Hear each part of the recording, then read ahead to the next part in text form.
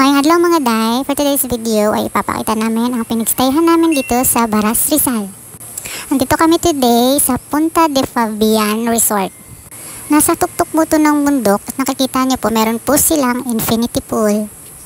So a-attend kami ng kasal ng sister ng partner ko.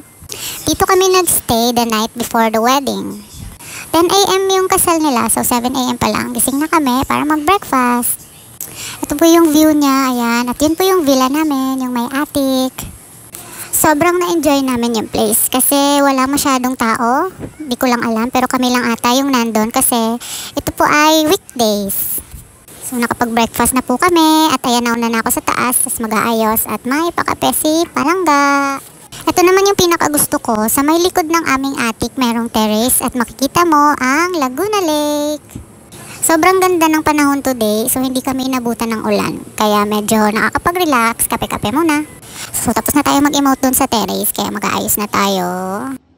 Mag-aayos na din kami ng mga gamit kasi 12 din yung check-out dito sa resort. Syempre, bago tayo umalis, kailangan muna nating maglakad-lakad para may pang-content. Ganon yun, be. Ito din pala yung night view. Ang kagandahan po sa pool nila is 24 hours po siya open. So kahit anong oras niyo po gusto maligo is pwede.